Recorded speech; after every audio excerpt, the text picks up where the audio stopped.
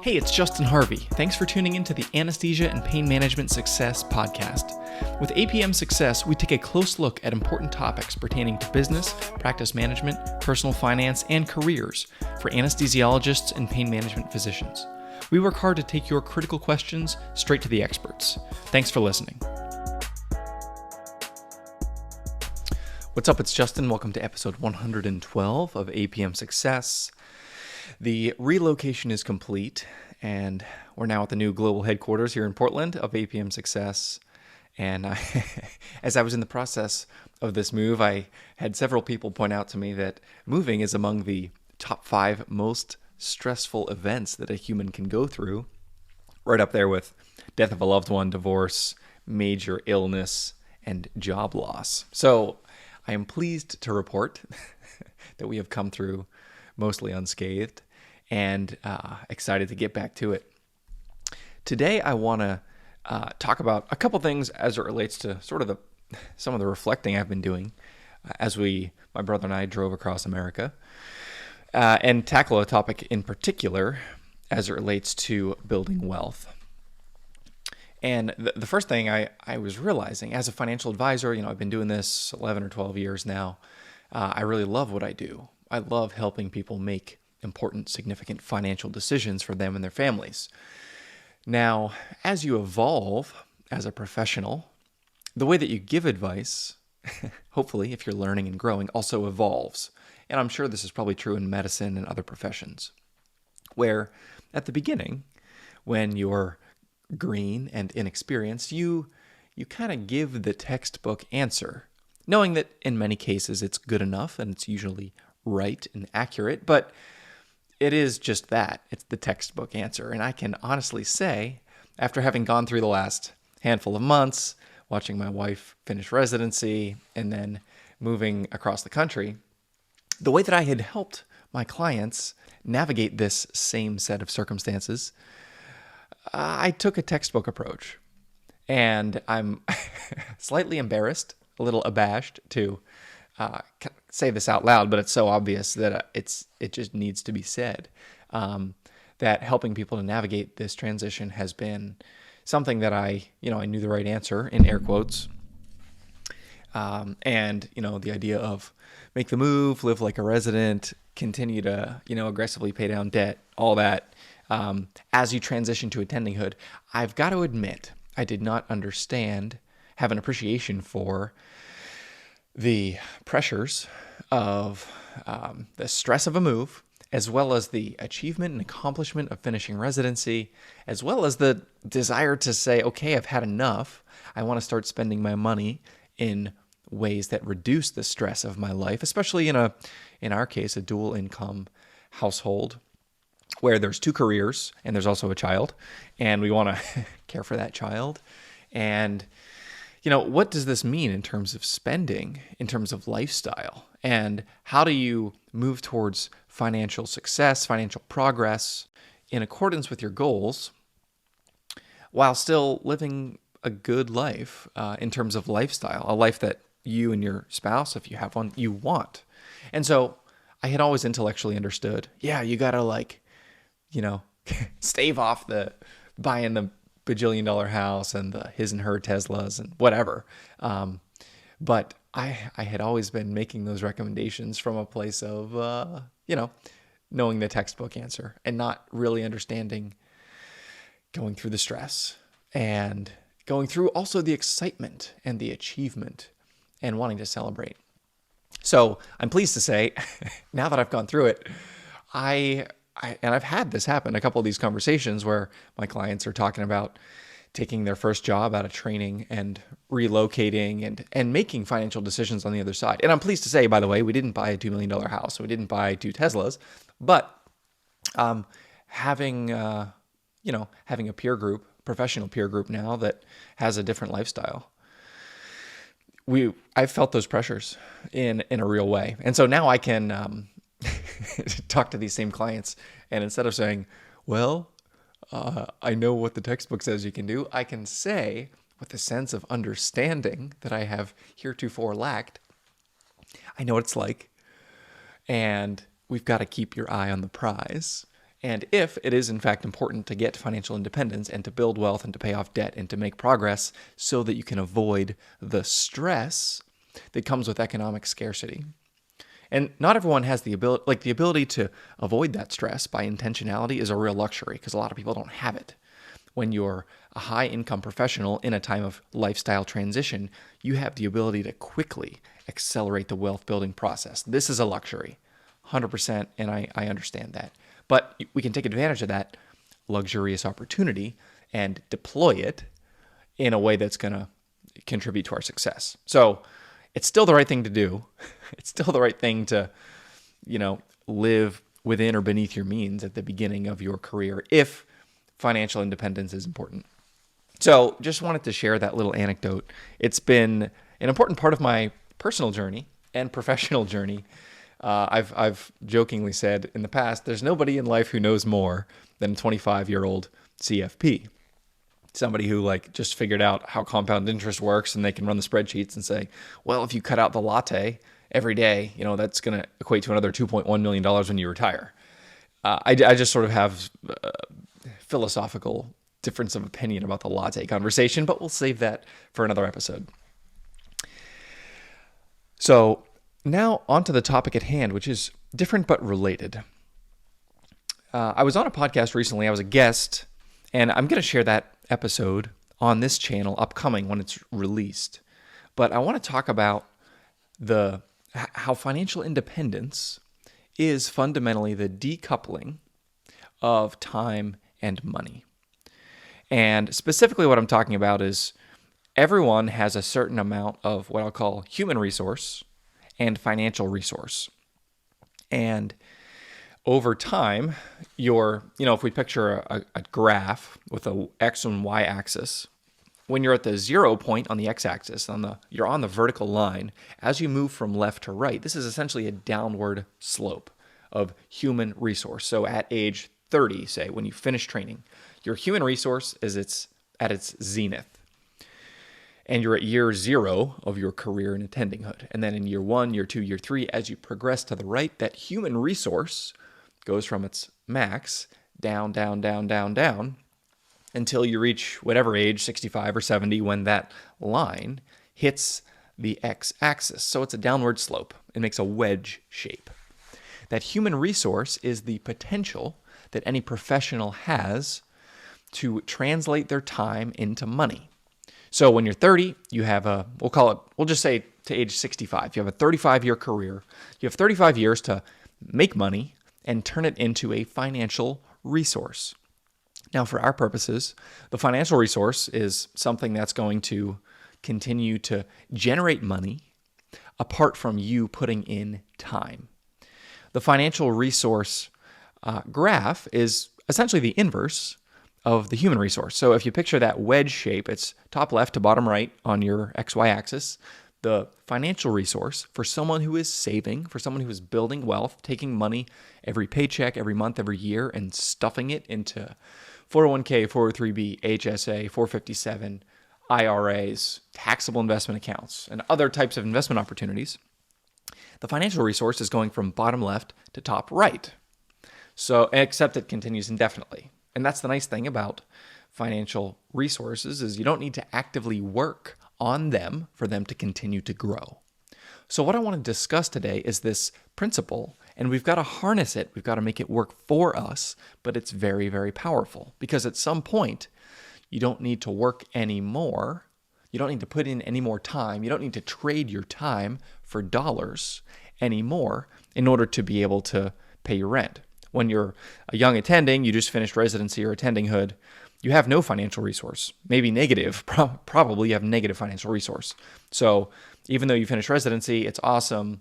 We pop the champagne bottle. At the end of the month, if you don't earn a paycheck, you have to pay rent somehow.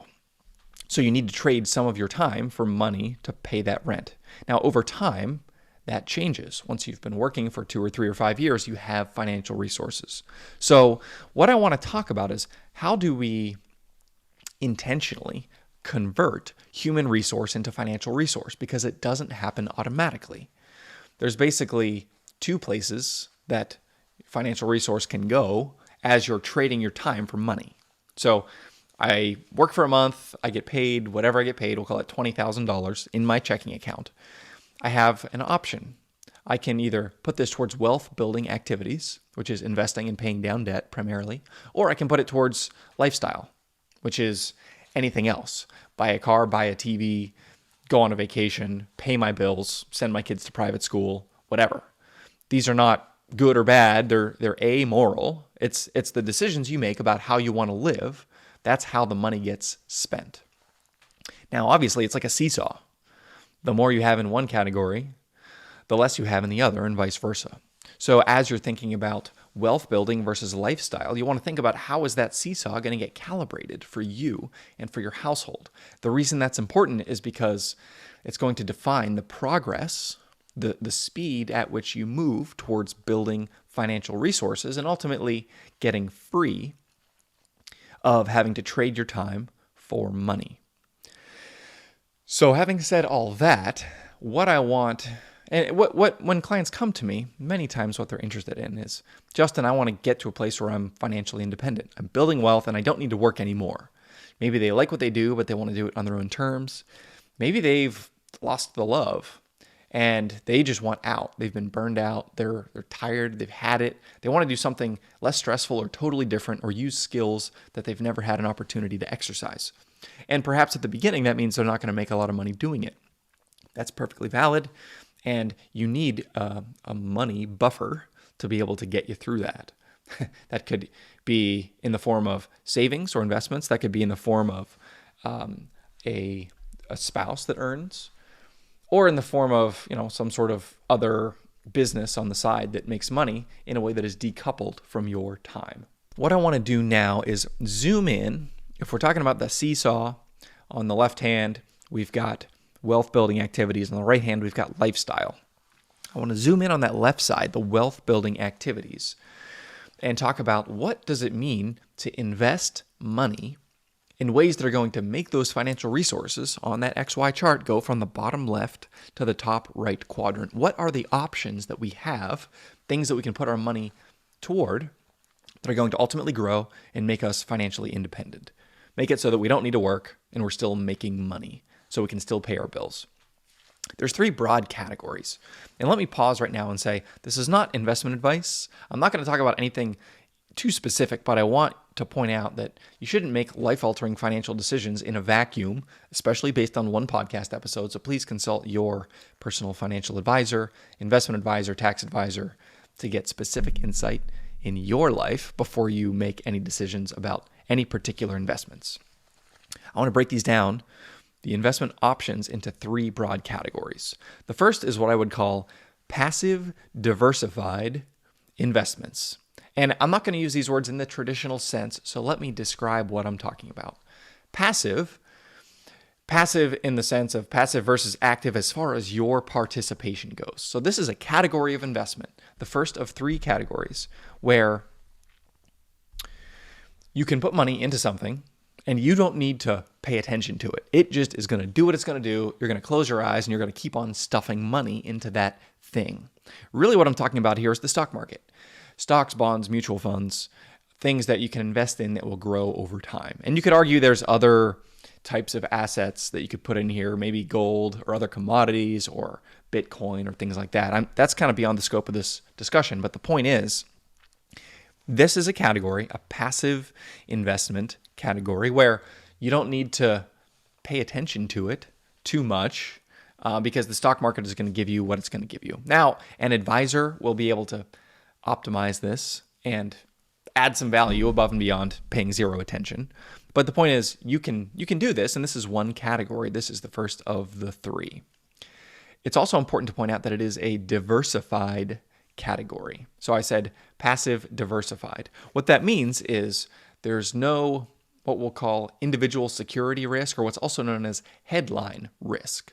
So there's no risk that if one company goes bankrupt, that this investment or bucket of investments is going to be meaningfully financially damaged.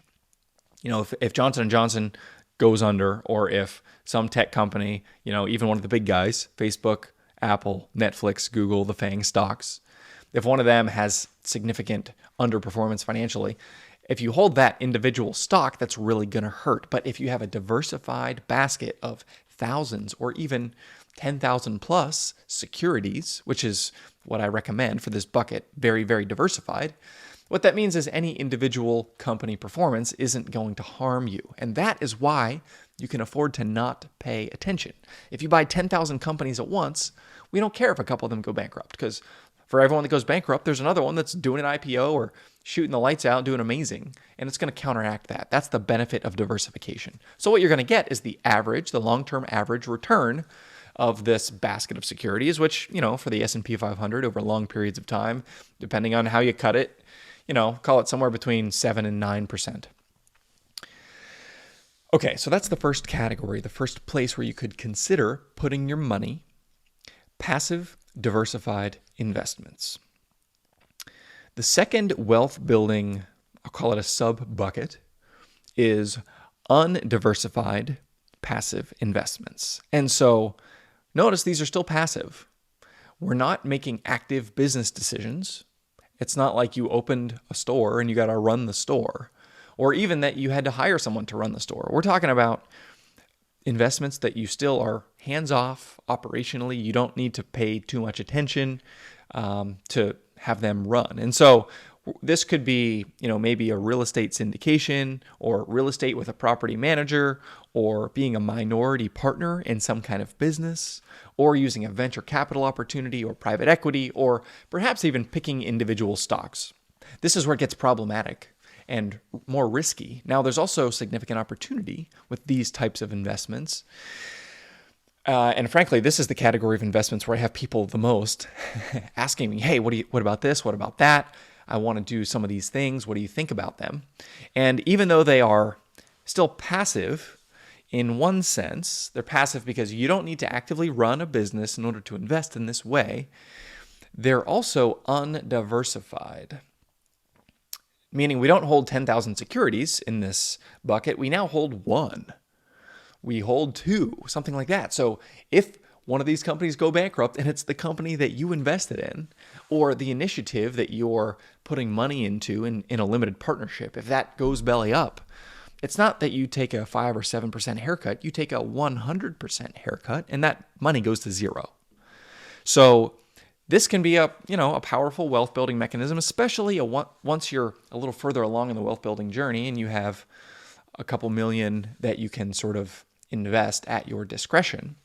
Then something in this second category can make sense.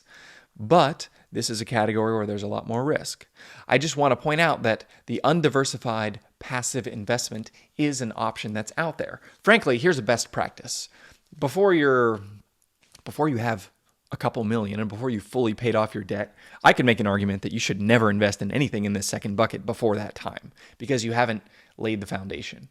Now, I'm sure there's people out there that'll disagree with me. And frankly, for someone who is enterprising, entrepreneurial, and understands those undiversified risks and can take those on and accept them, fine. Like, you can do that, great. But for the average investor, and by average, I mean 90+% of physicians out there listening to this podcast, this undiversified passive is probably not something that you should be thinking about before you have multiple millions in savings. Finally, the third place where we can put money in terms of financial resources to grow wealth over time is what I would call an active investment.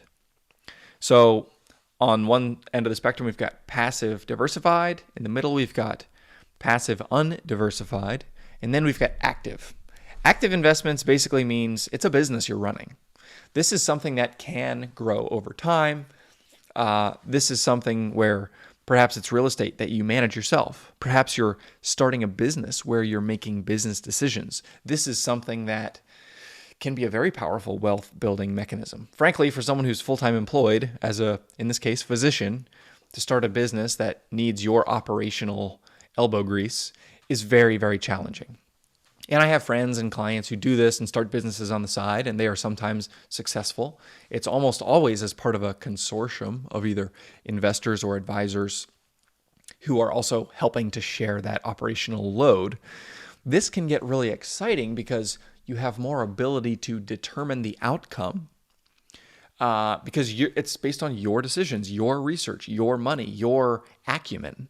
And so if there is an opportunity and you have the ability as a business person to exploit that opportunity, then there can be immense opportunity. Now, with that opportunity, with the ability to earn outsized returns, with the ability to make a lot of money, comes the risk of losing all of it. So this is another category in which, you don't want to invest in an active business until you have the time and capital to be able to really focus on it to hopefully make sure that it succeeds. So as you're trading in your human capital every year and you're trying to figure out how much of my money that I make can I be putting into a wealth building activity, this is a decision you're going to be making implicitly. Am I going into passive diversified? Am I going into passive undiversified? Or am I going into an active business? Now, items 2 and 3, for the first probably 10 years of your career, you can totally ignore those. And frankly, you can ignore them for forever. If you're someone who is not disposed personally, the way that you're wired, the way that you think about risk and return and trade-offs, if the thought of investing in some sort of, syndication or owning a piece of real estate where you have renters who could potentially destroy the place, or being a, participant in venture capital in a couple companies that one of them could fail and it could meaningfully hinder the performance of the fund, if that makes you lose sleep at night, then you don't need it to be financially independent. And that's another thing I want to point out here as we're kind of bringing this to a close is you can make your financial life as complicated as you want to. I went to a seminar recently at a physician conference, and there was a breakout session on investments, and some of the investments being discussed, they were all in categories 2 and 3. It would be pretty unusual to go to a physician conference and have a conversation about investments that was talking about mutual funds and ETFs. And it's because they're not that complicated compared to business opportunity, LPs, closed-end funds, venture capital, etc. It's much more sexy to talk about the deals that you have access to, that you're investing in these up-and-coming biotech or cannabis or, medical real estate funds. That sounds cool. That's going to draw eyeballs to your cause. Where if you're saying, save 25% a year and invest it in a broadly diversified basket of global equities, that's, it doesn't take very long to communicate that. So here's the point. You don't need all 3 categories, but you do need to understand how the role of each of these is going to be manifest in your financial life, and then build into that intentionally. And to the extent that you're doing each of these, you want to make sure that the sub-decisions that you're making, whether it's in any one of these 3, that the investments you're choosing are the right ones for you based on your time horizon, based on your risk tolerance, because you still have the ability, even if you said, Justin, I only want number 1. You scared me enough to know that I don't need to invest in any kind of businesses, whether I'm running them or not. I only want the passive diversified investments. You still need to understand risk return trade-offs. You need to understand best case, worst case. You need to prepare yourself for what that passive diversified vehicle will deliver to you. Because here's the thing. As you plow money into these investments over time, here's why this matters. They're going to pay you back when you stop working. They're going to allow you to be decoupled from punching the clock and doing the 9 to 5 or the 7 to 7 or whatever, with 7 to 7 with call. They're going to allow you to have that kind of freedom because they're going to be paying you while you sleep. And here's how that works. Once you build up $3 million, say it's in this passive, well, just to keep things simple, passive diversified investments. This is your 401k, for example. You got $3 million in a 401k. That can kick off, somewhere between $120,000 and $150,000 a year of income. Now that income is going to be taxable because it's a pre-tax 401k, but eventually, for every million that you add, it's another $40,000 to $50,000 of income. So you can see eventually you're going to get enough millions, whether it's 1 or 2 or 3 or 4 or 5, you're going to get enough millions where you can live off the money that kicks out. And that is where you get financial independence. That is where you don't need to trade the human resource that you have anymore for financial resource, because it becomes a self-perpetuating wealth building machine once you get critical mass. So I've thrown a lot at you today. Would love to hear any questions that you have about this content. I ordered a couple books. I'm going to be reading through them, particularly as it relates to this idea of trading time for money and the human resource versus financial resource. I want to read through them and figure out which one I like the best. And then in the future, we're going to do some free stuff giveaway. So thanks for tuning in this week. As always, I never take for granted the most finite resource that any of us have, which is the attention that you have, the time in your day to focus on a thing. I'm really grateful that you chose to spend some of your attention here with us today. Hope you have a great week. If you liked what you heard this week, head on over to apmsuccess.com, where you can find more content and free resources to help you build a successful career in anesthesia and pain management. If you wanted to leave a review in iTunes, I'd also really appreciate it. Thanks for using some of your valuable time to join me today on APM Success.